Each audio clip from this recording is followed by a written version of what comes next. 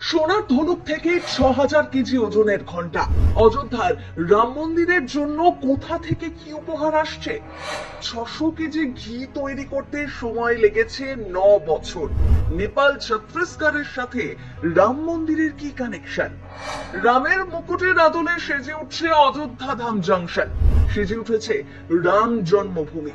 ভালোবাসা উজাড় করে দিচ্ছেন বিশ্বের কোনায় কোনায় থাকা ভক্তরা।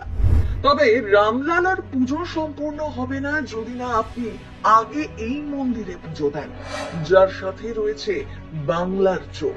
শুধু রাম মন্দির নয়, অযোধ্যার কাছে এই মন্দিরেরও এখন রূপ বদলাচ্ছে। অযোধ্যায় আসলে আগে ভক্তদের হনুমানগড়ি মন্দিরে পুজো দিতে হবে। প্রধানমন্ত্রী হোক বা রাজ্যের মুখ্যমন্ত্রী, যিনি অযোধ্যা আসেন আগে পুজো দেন হনুমানগড়িতে। বিশেষ হনুমানজিকে ছাড়া রামচন্দ্রের কোনো কাজই শুরু হতে পারে না।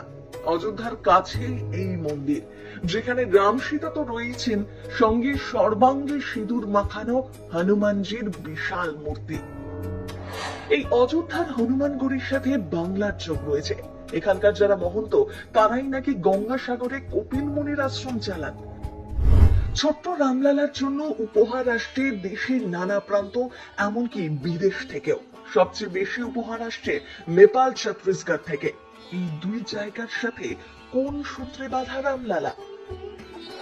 পুরাণে বলা হয় রামলালার মাতুলালয় ছত্তিশগড়ের চাঁদখুড়িতে, আর নেপালের জনকপুরে জন্ম হয় সীতার। তাই প্রায় ৩ কুইন্টাল চাল আসছে ছত্তিশগড় থেকে।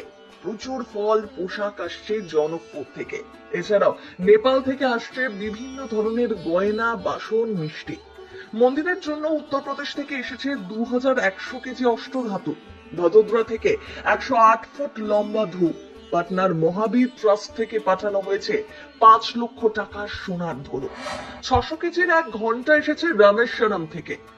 ভারতের মূল ভূখণ্ডের শেষ প্রান্ত রামেশ্বরমে পুজো দিয়েই সাগর পার করে লঙ্কা বিজয় করেছিলেন রামচন্দ্র।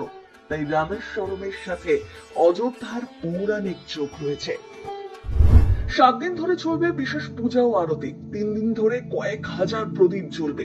এই প্রদীপের ঘিও তৈরি করা হয়েছে বিশেষ উপায়। রাজস্থানের যোধপুর থেকে অযোধ্যায় আনা হয়েছে বিশেষভাবে তৈরি 600 কেজি ঘি। এই বিশেষ ঘি তৈরি হয়েছে যোধপুরের রাম ধর্ম গোশালায়। 11টি রামরথে 108টি ধাতুর কলসিতে পাঠানো হয়েছে।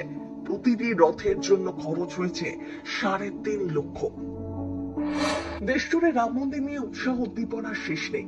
আগামী 22শে জানুয়ারি প্রধানমন্ত্রী নরেন্দ্র মোদী অযোধ্যায় নবনির্মিত রাম মন্দিরের উদ্বোধন করবেন। নির্মাণ কাজ প্রায় শেষ পর্যায়ে। অস্থায়ী মন্দিরে থাকা রামলালার মূর্তি নতুন মন্দিরের গর্ভগৃহে প্রতিষ্ঠা করবেন প্রধানমন্ত্রী। তাই 22শে জানুয়ারি নিয়ে উত্তেজনা চরমে। প্রথম বাংলা ব্যুরো।